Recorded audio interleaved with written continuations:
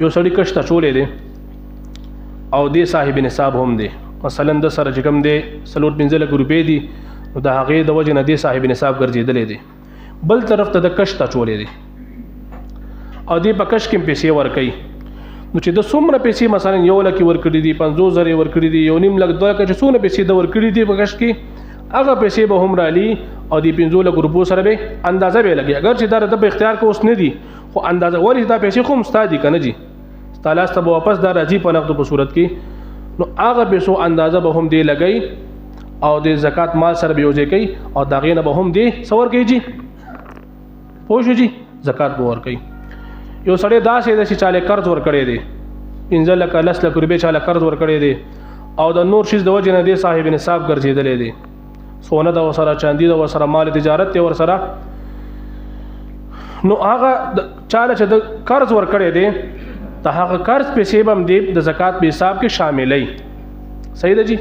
او بعضې قرضدار خدا سي چې تا والا قرض ورکړو بیا به ترې امید نه ساتي دا به دې مال واپس راکړي، نو دې ته فقها فرمایي چې دا مال زمار دی، په دا لاړې دا داسې چې تا سمندر ته وبغولې بیا به دې کې زکات نشته دی.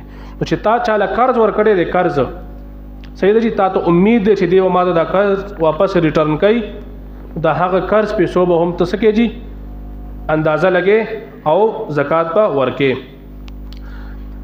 د مال تجارت بار کې ما تاسو د خبر وکړه، خو دا دکانداران دي جی جنرال سٹور والا دی جنرال سٹور کولو کو په کوم ورشي دی جنرال سٹور کولو کو نن سبا خدا ممکن نه رشي دی به صاحب نصاب به نشي.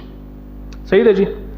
دی د وته له ګروبو سودا په دکان کې واچو دا سړی صاحب نصاب شو، اگر چې دا پیسې اوس نه دی ورکړي بعد کې بدل لګي دی پیسې خلاصي، خو دې څه شو جی صاحب نصاب شو، کال تیر شو.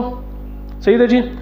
او د باندې چې کوم دی صاحب نصاب خو هغه د باندې زکات فرض شو، دی به د ټور سٹور حساب لګي، دی به حساب لګي، چاله قرض ورکړي دی دا غي به حساب لګي، چرته کښه چولې دی دا غي به هم حساب لګي او دی به دا غي نه څور کوي جی زکات ورکوي. صحیح ده جی. بل خبره یاد وساتئ، چا سره 100 روپۍ نقد دي، 10 توله وسره چاندي ده، 1 توله وسره سونه ده. صحیح ده جی. نو اوس په دې چې کوم دی دا 4 وانه 15 وانه راغونډي د دې قیمت بلګي، کدا چې کوم دی د چاندې د قیمت برابر رسیدو او دی به دې کې څور کوي جی زکات به ور کوي.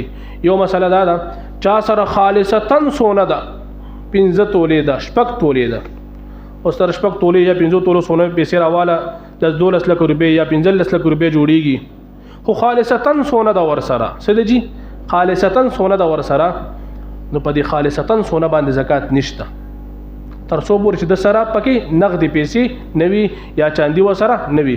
که نقدي پیسې وسره راغی او چاندي وسره راغله بیا به زکات څه دی جی فرض دی. بل مسله دا ده یو سړی صاحب نصاب دی، کال په تیر شو، مثلا د سره چې کوم دی 52 تولې چاندي ده، په دې 52 تولې چاندي باندې د باندې زکات فرض دی، دی به دې کې زکات ورکوي.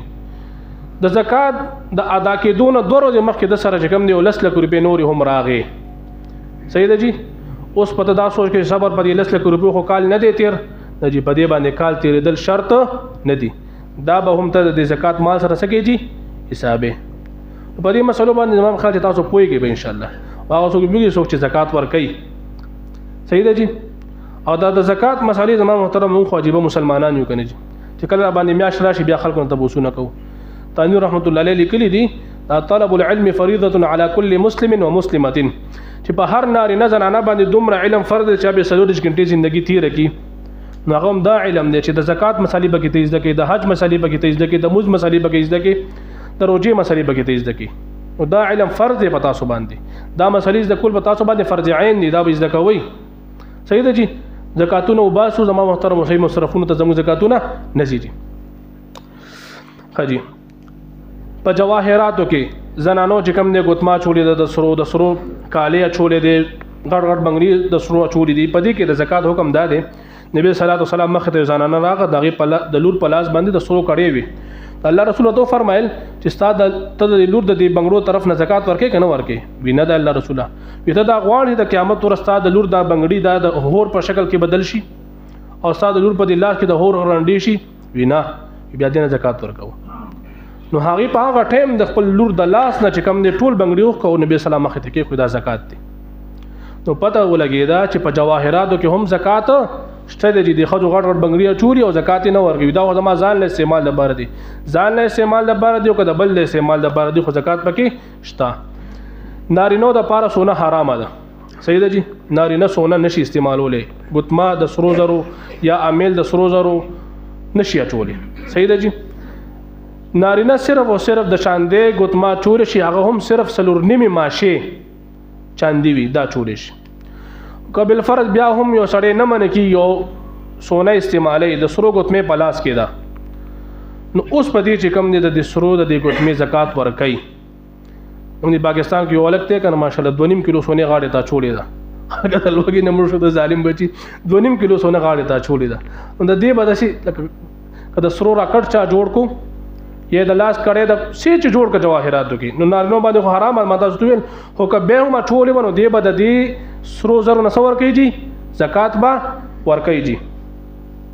کوم خلکو له زکات ورکو نو زمام خال چې ټایم ختم شو جی. ان شاء الله دا مسله بیان د جمعه